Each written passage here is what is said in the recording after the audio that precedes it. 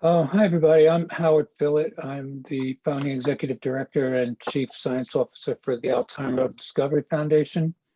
And today we have a great SACS forum for you on progress in Alzheimer's disease, a panel of leading experts from companies and from government and from the pharma industry. And I'd like to go around the table and have everyone introduce themselves. I'd like to first introduce, so I'll turn it over to my co-chair, Paul Matteis, to introduce himself. Great, thanks, Howard. Yeah, my name is Paul Matteis. I am a Wall Street biotech analyst. I do investment research in a number of companies, predominantly in the neurology space, and I work at a bank called Stifel. So with that, I think we can just kind of turn around to everyone else on here. Maybe I'll turn it over to Leen from Athira, and then Leen, you can turn it over to someone else. How does that sound? Introduce yourself, please. Sounds great. Thank you, Howard and Paul.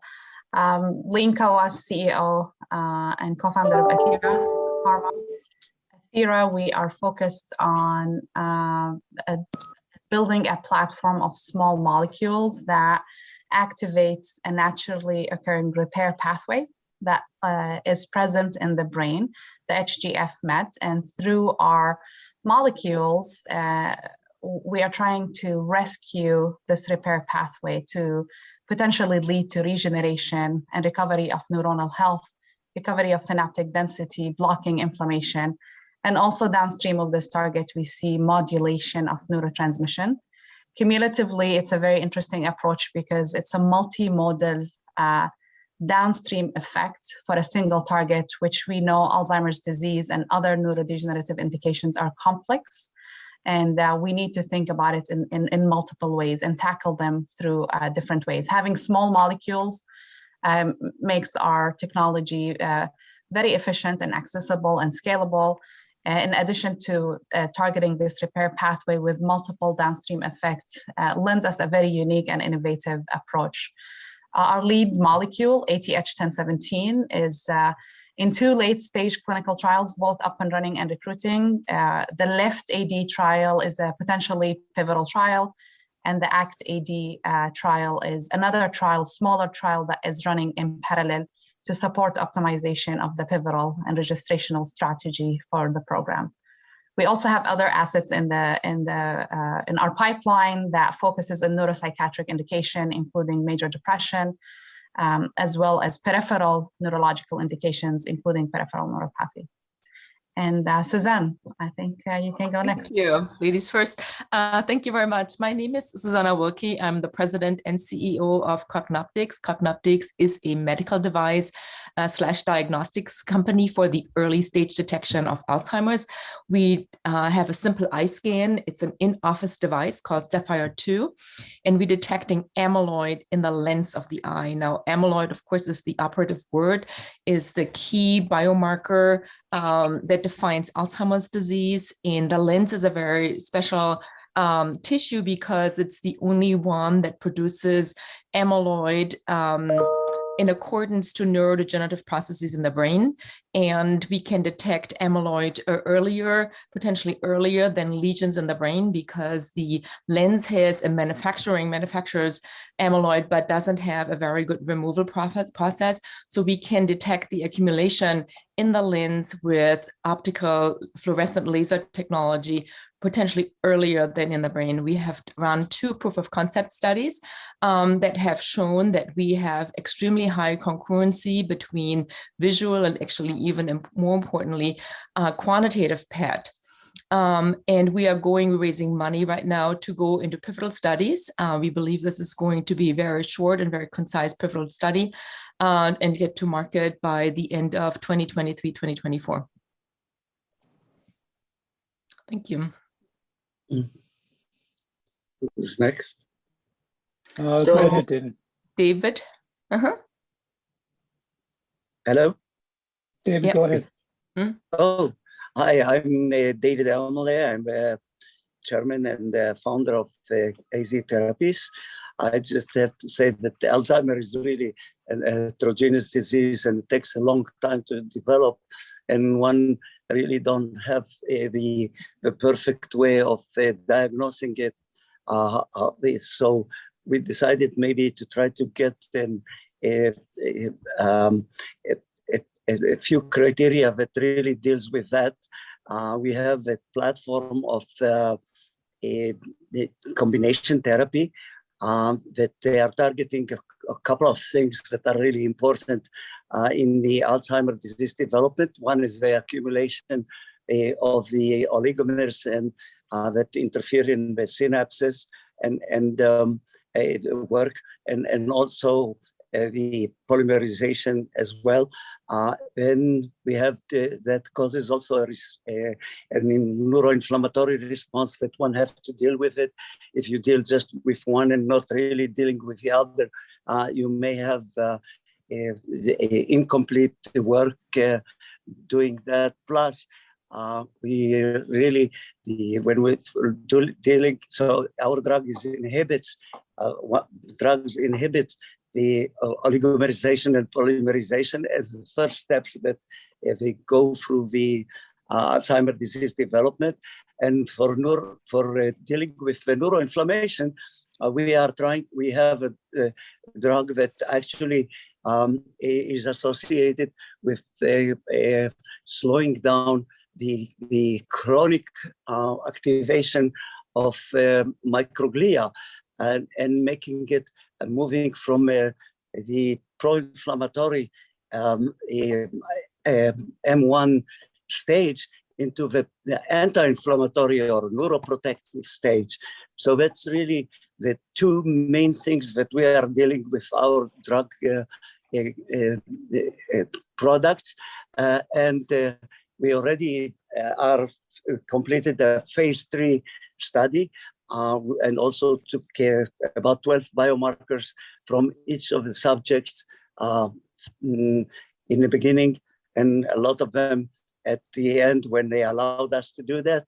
And we are going to have to publish that soon. The support that we will need is to go to the next generation, which is the preparation of the combination of these drugs in one a capsule that it is being used orally. So that's really the main thing that we are doing now at AZTherapies. Thank you. Thanks, David. How about Deborah? Dr. Rathjen, I believe it is, from Bioasis. Not on the call. Yep, I'm here, just good. on mute.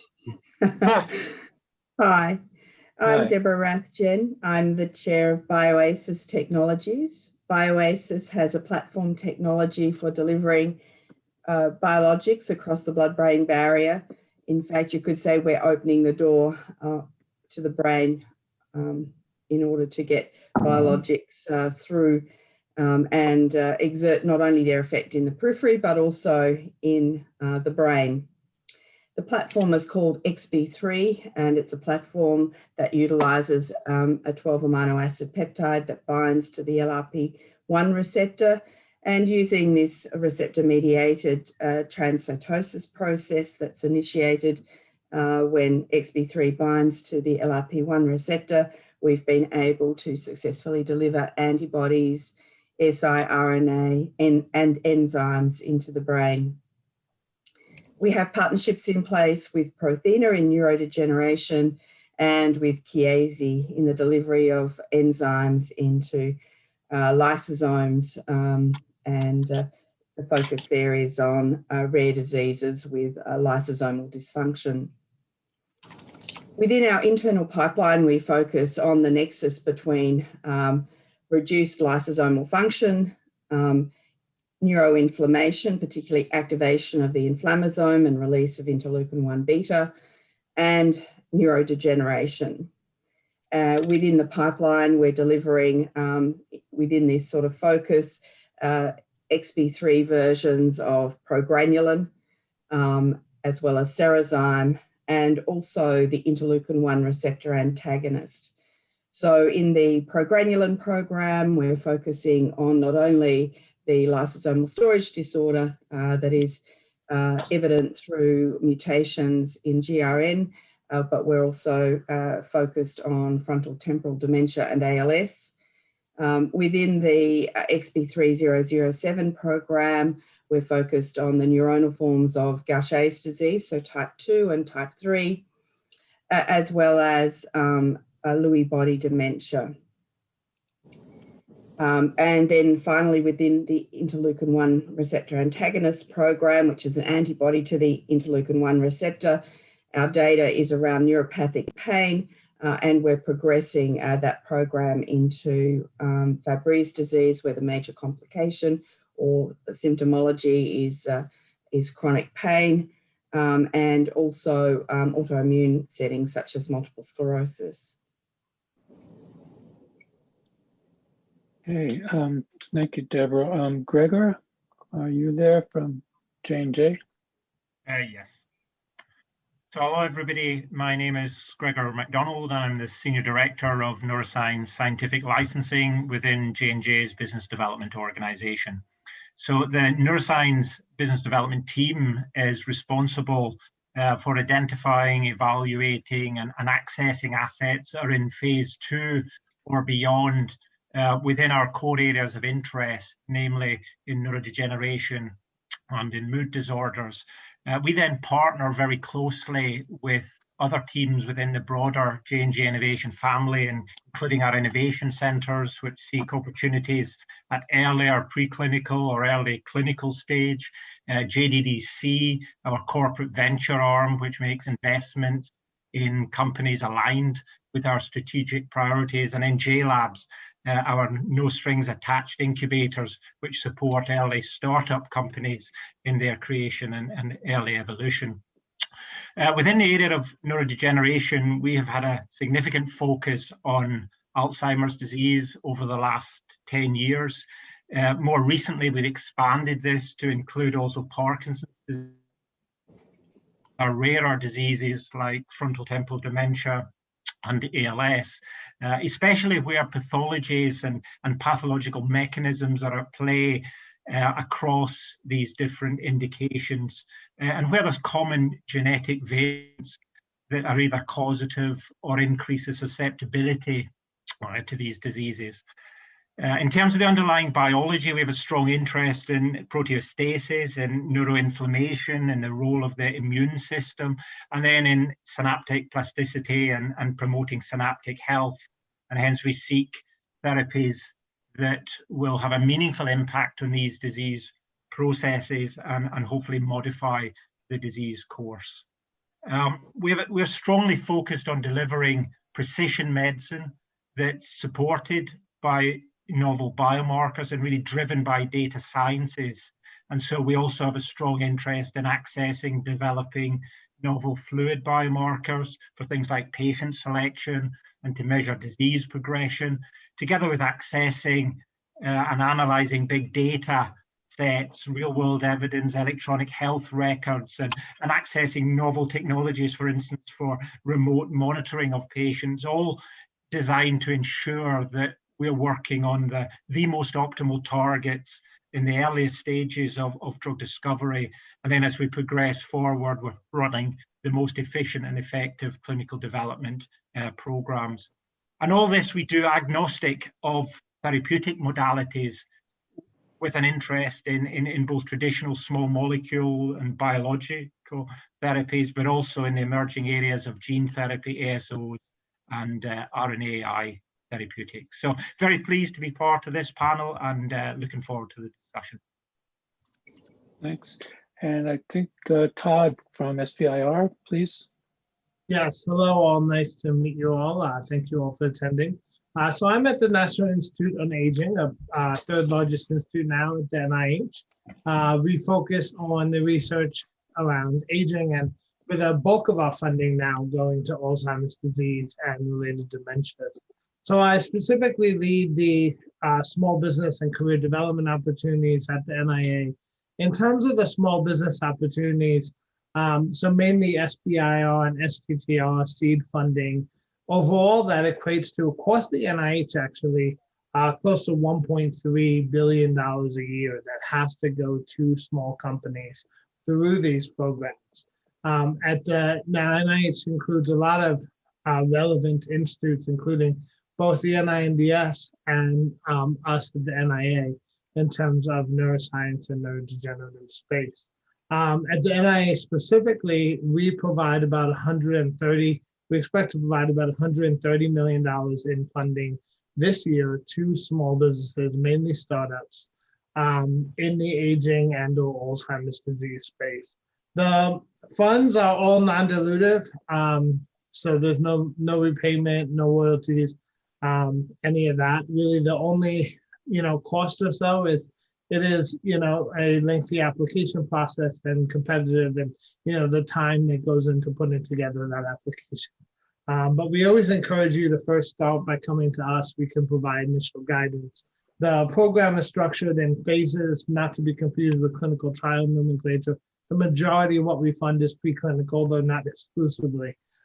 We start with our proof of concept studies, mostly preclinical. Those can be anywhere from $300,000 to $500,000 in total cost, usually 6 months to a year. And then we go to more development-focused projects. They're usually between $2 and $2.5 million in total cost, usually over 1 to 2 years. And then we have 2 later stage $3 million plus awards. And all of this is on a project-by-project basis. So we have some companies that will have multiple projects at any one time. But even on just a single project, those can add up to $8 or $9 million over 7 or 8 years. So it can be a significant source of capital. And then for clinical trials, we are able to do even much larger awards through our other funding mechanisms at the NIA. Our focus is on really continuing to build a diverse portfolio, and diversity, the definition is so broad in terms of course, diverse individuals, diverse types of companies, diverse approaches, whether they be, therapeutics, diagnostics, things in the digital health space, diverse targets, especially in the therapeutic space. I think now over the past few years, we've funded at least 20 different targets. So really thinking about it in a very broad sense. So I look forward to the rest of the discussion. Thanks, Todd. I wanted to turn it over to my co-chair, Paul, to start off with some questions that he might have for the group in terms of leading the discussion. Yeah, that sounds great. I think, what I think Howard and I wanted to do is try to ask a question or two to each panelist about their specific company, role, or projects. And then for certain questions, we can always kind of open it up. But maybe to keep it easy for myself, because I know Leen so well, I could ask her a question first. And that's really, when we think about Alzheimer's and sort of the general kind of most popular biological explanations of it, you've got misfolded protein hypotheses, neuroinflammation, and then just kind of an ancillary bucket of environmental factors. Can you talk about the thesis surrounding HGF-MET modulation and the degree to which that thesis unto itself is kind of unique and exclusive from the way we've been thinking about Alzheimer's, or also sort of fits into kind of the broader puzzle that's been laid out by industry? Yeah, thank you, Paul, for the great concise summary of the traditional trends around Alzheimer's and approaches that have been addressing Alzheimer's. I think the HGF-MET provides a really unique opportunity because we know in the last recent years that Alzheimer's disease is a synaptic disease. One of the strongest correlates to disease progression is loss in synaptic density. Upon diagnosis, subjects are still going through progressive neurodegeneration. When clinical diagnosis of Alzheimer's, a lot of the proteins, especially A-beta, they really reach the steady state. So it's really hard to make a change that leads to a clinical or meaningful outcome in the clinical setup. That's why all of the companies, as we see, they go really early, even before a true clinical diagnosis of Alzheimer's disease. Since HGF-MET is a repair pathway, and as I highlighted, through this pathway, there's multimodal outcomes. HGF-MET is an inflammatory modulator, so it's expected to reduce inflammation, which is a new exciting hypothesis that's out there, as well as recovery of network synaptogenesis and we believe that through recovery of brain network activity, that could lead to potential clinical outcome, even in the full-blown dementia diagnosis. We are actually in our clinical trials, we are targeting mild to moderate Alzheimer's population because there's still a progressive neurodegenerative process. What's also very interesting downstream of HGF/MET is the NMDA receptor. So the NMDA receptor is a neurotransmission system that we know is also involved in LTP memory formation. And HGF/MET basically modulates its activity to functionally move into the synapses and induce a positive activation, which could lead to very rapid changes. So one of the unique aspects of targeting HGF/MET, in addition to regeneration, potential regeneration and recovery of synaptic density, is it could also be a fast-acting approach, so leading to improvement in addition to slowing down the disease. Very different than only focused on removing underlying pathologies or toxins and waiting for the body to recover itself to slow the disease progression. Yeah. And we actually saw some of the data, initial data in a functional measurement to lead us to believe that there could be a very rapid functional improvement in brain and executive memory.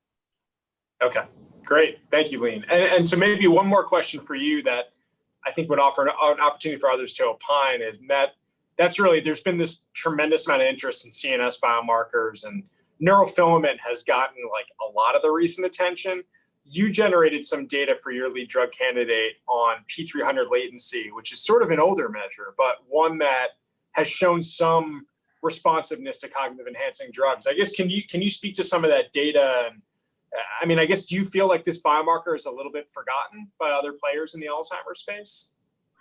I think it's a combination of multiple things, right? That we at Athira, we were looking at a measurement or a biomarker that gives us an indication of predictable outcome, right? We wanted something that leads us to believe that there is actual improvement in network activity that will translate into improvement in cognition. P300 have been historically used in clinical setup extensively, actually, as you highlighted. It's an older established measure, but really has not been used in the innovative way that Athira have used it. And I think there's been an awakening in the field around P300. In our phase 1b, it was a shorter trial. We wanted an objective measure, a neurophysiological measure that we are confident that is representative of network activity and cognitive state, and that correlates with cognitive improvement, which all actually, the rivastigmine and donepezil and namenda memantine, they all improve P300 and correlates with improvement in cognition. And that was basically why we used it. And based on our mechanism of action, through the NMDA receptor modulation and synaptogenesis, we believe that we should see a change within our time frame of our phase 1b/2a study. And we did see a significant improvement in P300 in mild to moderate Alzheimer's subjects, which again highlights that our approach potentially can lead to improvement in full-blown dementia of the Alzheimer's disease type. Great. Well, thank you, Leen. And so maybe I think that's a good segue for maybe to pose a question to Gregor on the business development side. And so you mentioned biomarkers as well. I guess, for you to kind of take a leap of faith and do a deal with a company in a space that's so risky, what are you kind of looking for in a biomarker, and what's most interesting to you from what you've seen lately? Yeah, thanks, Paul. I mean, when we look to pursue an opportunity, I mean, almost exclusively the driver is the science and the strength of the science and how robust is the data. I mean, you mentioned biomarkers, that's obviously important for us to consider, but we're also starting from the target itself. How valid is the target, how well validated is the target, or the biological pathway that target is part of. Is there human genetics that support the role in disease? Is there real world evidence? How tractable is the target to modalities that are available to us? Biomarkers form a very important part of our assessment, and the tools that are available for prosecuting that target. Can we, identify and stratify patients with a biomarker? Can we use that biomarker to track disease progression to show the effect of a therapeutic? Is, for instance, a PET ligand available, or can that be developed to critically show target engagement, which is another key aspect for us? And then also, just around the quality of, the asset, of the tools that are available, have they been appropriately characterized? Has the de-risking experiments been done either for the mechanism of action or the asset? Right. And, as a big pharma company, we recognize that often smaller companies don't have the same insight or resources that a company like J&J may have. So we would often be prepared to do our own work on assets, on biomarkers internally under MTA, in collaboration with a potential partner to help, validate things, to strengthen the data package, to de-risk. So yeah, that's really important in how we, initially get interested in an opportunity and then subsequently go through diligence. Of course, you can't diligence everything, and you can't diligence sort of risk and unknowns here. And so we also, put a lot of consideration into deal structures and deal terms and how we can manage that risk of a program going forward.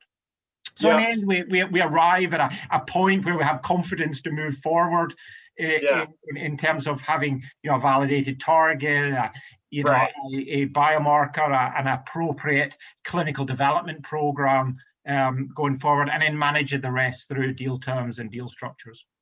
Okay, that's great. Well, maybe I can ask you one more question before I turn it over to Howard, who I think has some questions for some of the other panelists. But that you mentioned something that's really interesting to me that we've been trying to think a lot about when we've had early stage companies. And that's really, there's been this kind of revolution of genetics and CNS, right? Where you've got LRRK2 and GBA and Parkinson's, you've got progranulin FTD, C9orf72, SOD1. But it feels like, at least from my seat, a lot of times, genetics unto itself, validation for a target in CNS is kind of insufficient, because we still don't know the evolutionary role of a lot of these proteins, and is it gain of function, loss of function, where exactly do you need to correct it in the brain? Like, I guess, how do you think about, again, target validation in a world where at the end of the day, none of these targets are validated, right? It's all on a spectrum. So what exactly are you kind of looking for, and what do you need to fully understand to kind of take the leap of faith? Mm-hmm. I mean, we obviously have a lot more confidence if a target has human genetics linking it to the disease, or the pathway that's involved is in some way linked with that strong human data.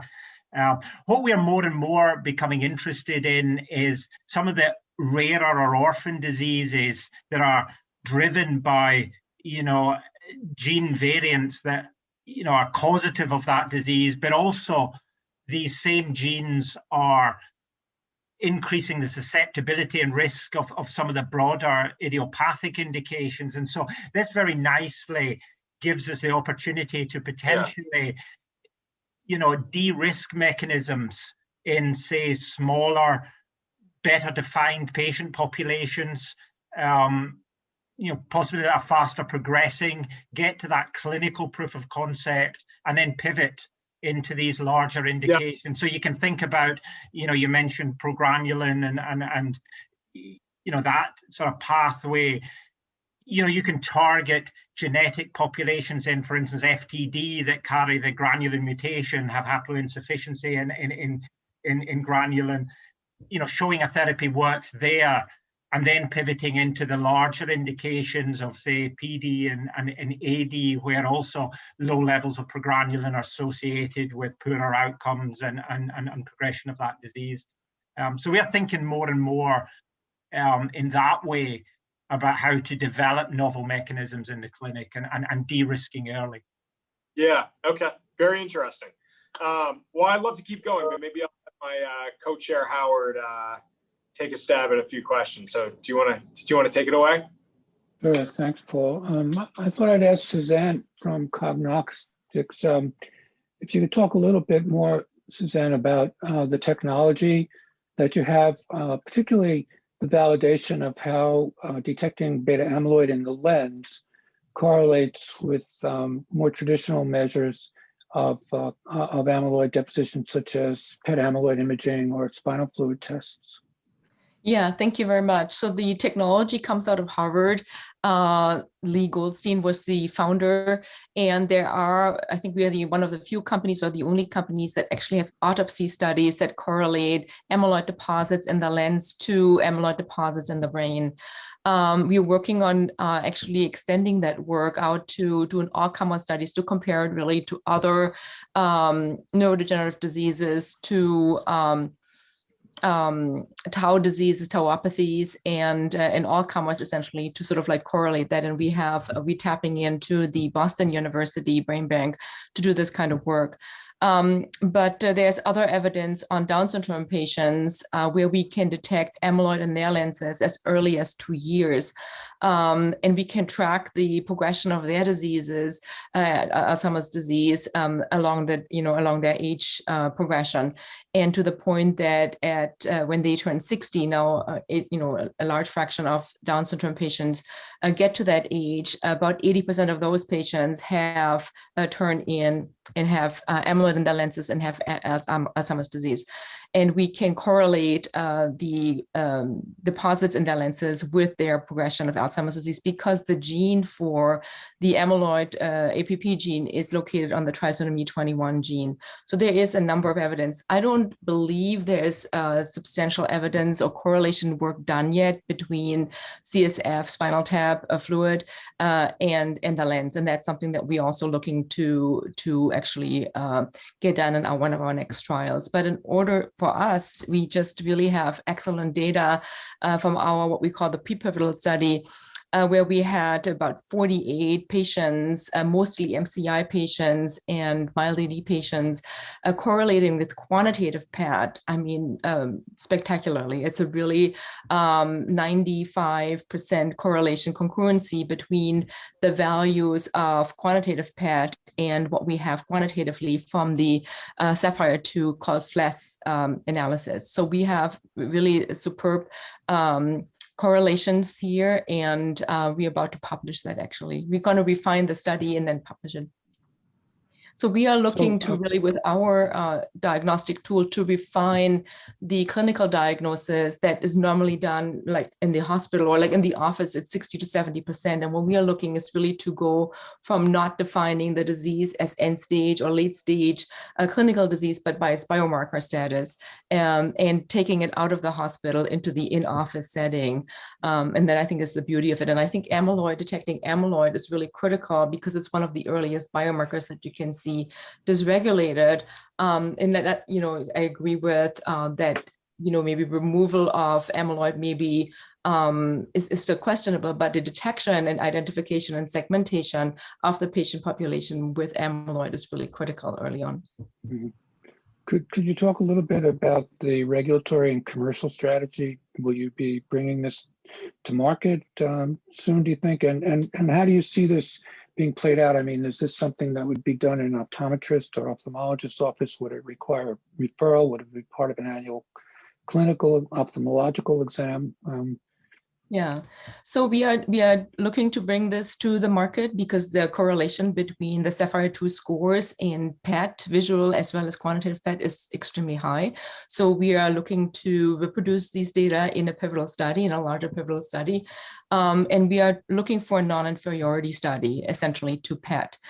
So we're not looking we basically comparing the readouts, the correlation that we have, the congruency between the two systems as our non-inferiority study. We're hoping to do the study in 2022. We're raising money right now to do this, and then come to market. The study will be rather concise. We don't know yet the total number of patients, between 250 to 350 patients, probably, maybe on the lower side at the moment because of our tight correlations. And then the study itself would be maybe 6 to 9 months. And we are looking to get this approved. This is a combination product. It's a PMA application. So we are working very hard in getting all our sub meetings with the FDA are organized. Of course, it's a little bit more difficult at the moment, but we're working very hard on the FDA approval. And we think because the safety has not been an issue, there is an ointment that is very safe. It doesn't produce any how to say that, you're not incapacitated for any time. It's really just like an ointment that you would be using as an eye drop, or like it's more of a liquidy kind of a film, but it goes away after 5 minutes, doesn't incapacitate you. So because of the safety of it, we actually also looking at a de novo approval process, but they are not so different actually from the work you need to get done. And we just filed our breakthrough status application. And we see where this goes in this environment. But yeah, so we are looking to bring this forward. And then for commercially, I think the rollout needs to be with neurologists, high volume neurologists and primary care physicians, depending on if we have disease modifying therapies on the market by 2023, 2024. The demand for diagnostic tools that actually segment and identify patients with higher amyloid loads is going to be very high, given that all the disease modifying therapies that are in the pipeline right now are targeting amyloid. So we need to have, of course, identify patients who have amyloid in order to identify them as targets for treatment. So we believe that the demand is very high and that adoption will be very strong. This is a very small instrument. It has a very small footprint. The price of it would be between $300 and $600 per scan. It can be easily repeatable. And yeah, we believe that sort of like is an excellent tool for the neurologist and primary care physician to segment the patient population in amyloid and non-amyloid, and recommend, for example, lifestyle changes if it's amyloid and no drug is available. And for those patients who have a negative scan, so the scan is actually excellent to identify patients who have cognitive decline but don't have amyloid, because we are very sensitive to detecting amyloid. So if you have a null scan, meaning that you don't have amyloid in your lens, you are not a candidate for Alzheimer's. So the patient and physician becomes more motivated to actually target or look for a different disease or different explanation for the cognitive decline. So yeah, I think it's a tool that is really needed. It's a better pet. It takes the diagnosis out of the hospital into the physician's office. Thank you. Okay, thanks, Susanne. I was going to ask Deborah then about the blood-brain barrier issue, which affects so many drugs, particularly biologics. Could you talk a little bit more about the delivery system here? Is this a small molecule type of advance, or, and is this, how is this formulated, I guess, and delivered in terms of, let's say, biologics or large molecules, peptidic type molecules? We have two programs. One is this really... sorry, David. Oh, is this for me? No, sir. Okay. We have to get back to you, I guess, David. But I was asking Deborah at Bioasis that question. Oh, okay, sorry. Thanks, Howard. So the XB3 peptide is 12 amino acids in length. It's derived from an 80 kilodalton protein, which circulates in the blood at very, very low levels. This protein, melanotransferrin, is a natural ligand of the LRP1 receptor. The LRP1 receptor is highly enriched in the cells that line the blood-brain barrier, the endothelial cells that line the blood-brain barrier.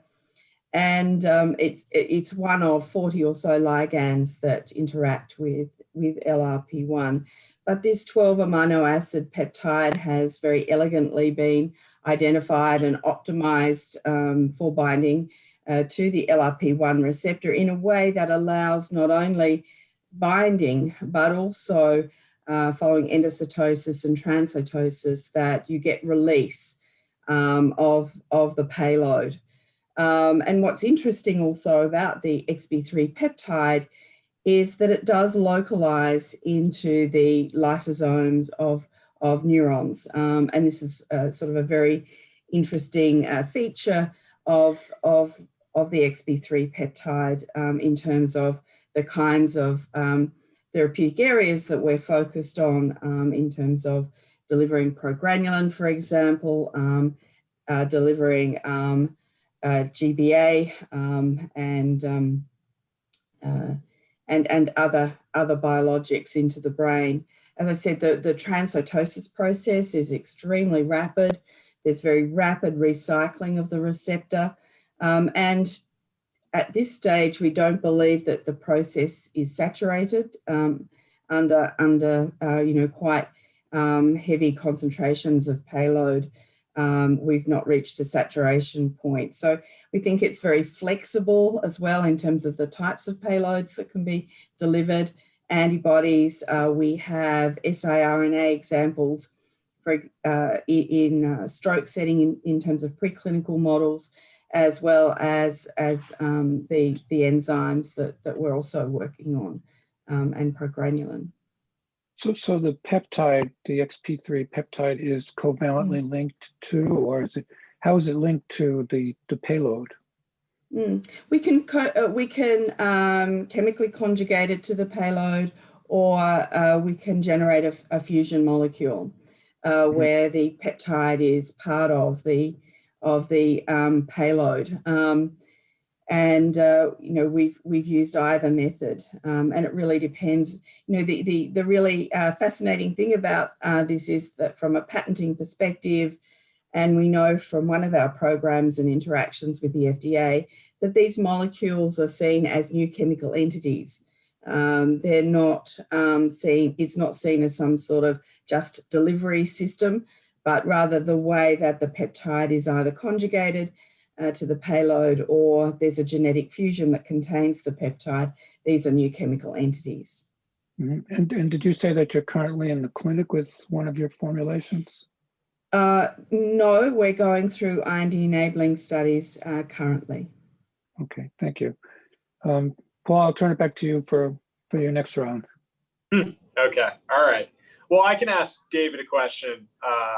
David, wow. So yeah, that sounds good. It sounds like you're ready. So we talked later last year, and you had a late stage trial ongoing for a combination of two drugs that you alluded to, this kind of multimodal mechanism of action. So maybe you can sort of speak to your approach and kind of how it fits into the landscape and this trial, which I would think would have completed right by now. So maybe you can kind of give us an update on the context there. First, we really completed the trial. We were in the process of unblinding and doing the post hoc analysis of everything that we have.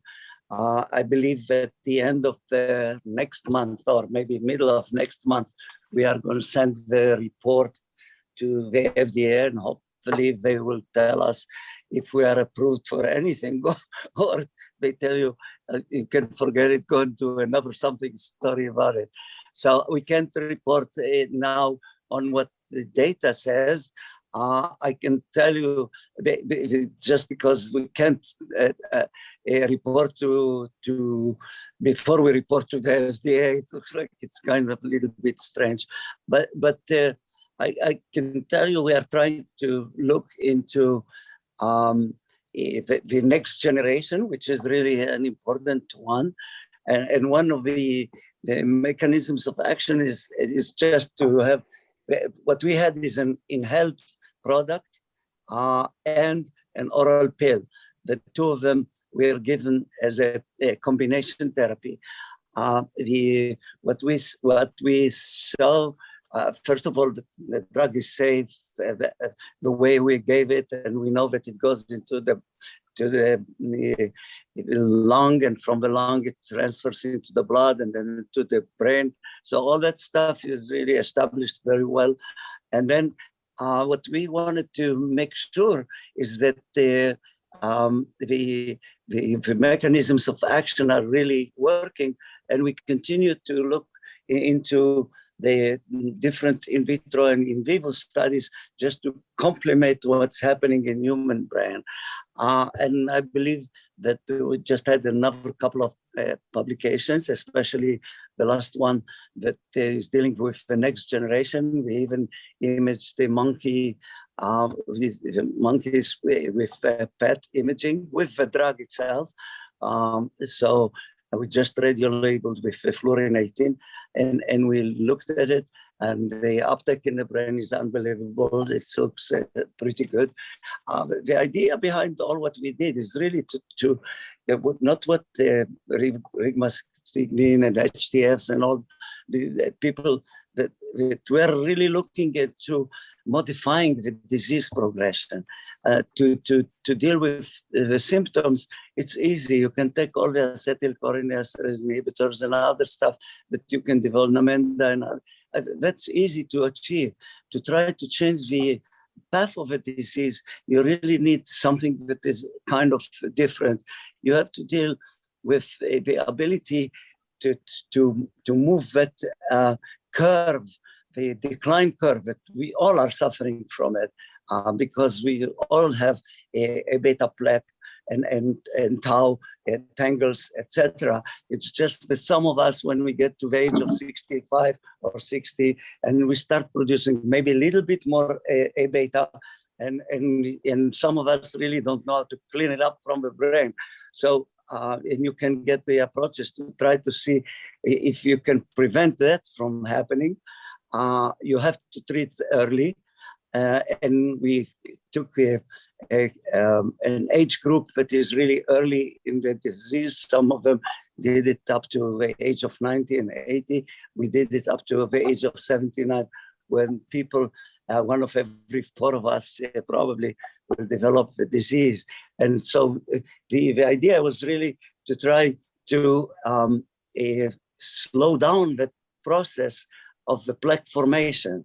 By dealing with the oligomerization as an important one, and it works in nanomolar amount. We flatten the production of A beta 42 and in A beta 40, which is really kind of very important. And the second part is really to try to switch the mechanism of the brain, how it protects itself from this chronic destruction of the neurons, but it goes also slowly. Luckily, we have 100 trillion synapses and 100 billion neurons, so it goes slowly. But if you try to prevent the cytokine production, the inflammation going from one to the another, that's really an important one. So all those actions we try to do so we can slow down the progress of the disease, and maybe give people another 5-10 years in more to operate in this function. In our opinion, the late stages of when the stage is too high, I mean, it's already the onset of a disease. The brain is already compromised. I don't think you can go back that fast. Luckily, this drug, we found out in vitro also that what it does, it really regenerates neuron at the same time, which is kind of and the next generation is even better. So in the tests that we are doing. So, and it's going to be published soon. It looks at also the prevention of fibrosis, which is really one of the first parts of the disease development with any inflammation. So this is really kind of important. It's a very hard question when you ask me to say what we have done. I mean, the results, but they will be published soon. Okay. Thank you, David. For the last but not least, I wanted to ask Todd about his program, and particularly Todd, you must see just a tremendously wide array of biotechs that apply to the SBI program, and you've with your budget, you've probably funded a whole lot of them. So you have really a national perspective on kind of I would say you must have a national perspective on the biotech industry, especially the early stage biotech industry in the United States as it relates to Alzheimer's disease and related disorders. And I'm wondering if you could tell us something about trends in that. I mean, it seems like compared to 5 or 10 years ago, there's much more interest by investors in early stage biotechs. There's much more interest in the diversity of targets now. I wondered how your portfolio is changing and the diversity and the depth of the SBIR portfolio for Alzheimer's disease. Yeah, it's a great question, and it's something we think about. It's something we have to balance, though, right? So I was actually at the National Cancer Institute running, involved with their small business programs before I came here. And I remember, having an experience, where we'd talk to investment groups and stuff and talk to them in, 2011, 2012. And first thing they would tell us is, we'll look at your portfolio, but we won't look at anything relating to immuno-oncology. All failed. It's not going to go anywhere. Don't even, it won't even get passed out first email. 2-3 years after that, they're all calling us and saying, what do you have in immuno-oncology? So, things change rapidly sometimes in science, and interest can change rapidly based on, one success. The first checkpoint inhibitor for oncology was huge in changing what people were considering investing in for the next 5 years. So, I think that's what we're trying to balance. So we do see that there are a lot of investors, as an example, that will say the same now about amyloid. They won't look at anything, where it's targeting amyloid. I think from our perspective, we want that diversity of targets. So we'll still consider approaches that will target amyloid, but of course there has to be a reason why it's different from things that have failed in the past.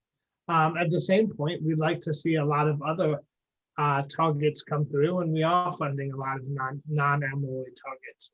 So, I think that the diversity is going to become important, and I think to some of what David has talked about, I mean, down the road, and again, comparing this to cancer, I think down the road, we will see a lot more in terms of combination therapies and things like that. And also once we get to understanding segmentation of Alzheimer's disease better. So, the more approaches we have in the arsenal, the more successful we'll be in developing those combinations and developing them for different segments of the disease population. So it's our interest to try to build the widest, strongest, broadest arsenal there could be. How many investments in biotechs with Alzheimer programs did you make in 2020? Yeah, I don't have the numbers Roughly in front of me, but I would guess probably about 50 companies, maybe more. Wow. And how many of those were biomarker versus therapeutic? Probably, so overall therapeutics are about 1/3 of our portfolio, because we also invest in things like digital health, med devices, things like that. But I'd say, we probably, if I had to guess, in 2020, we probably funded something like 30 therapeutics for Alzheimer's, and maybe like 10 diagnostics, and then other approaches as well.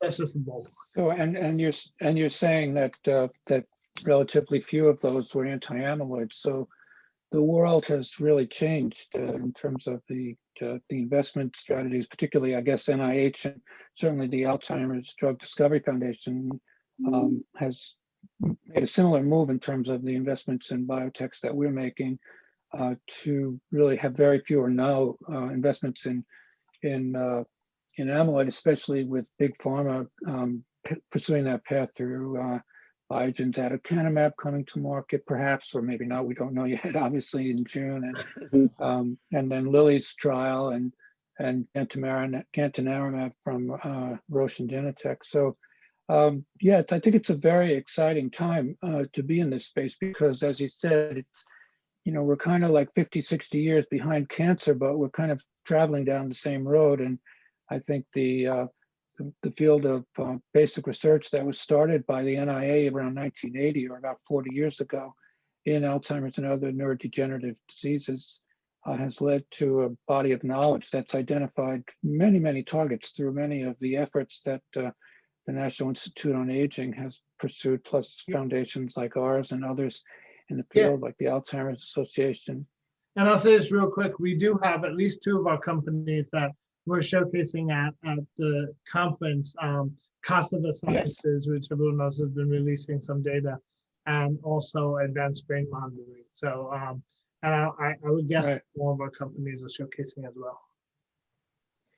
Yeah, and I think it's just the beginning of this diversification and new ideas coming into clinical development, and investors starting to, as I think Paul mentioned, or one of the panelists mentioned, 5 years ago, if you went to an institutional investor and mentioned the word Alzheimer's, you probably didn't get very far past the front door.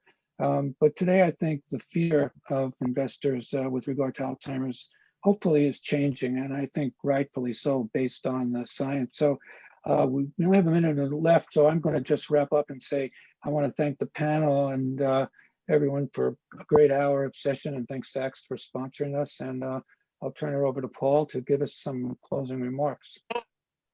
I don't really know if I have anything all that profound, but thank you everyone as well. It was interesting to hear about a diverse array of different approaches, and yeah, again, I appreciate Sachs for inviting me to help moderate. So thanks so much, and I think we can wrap it up.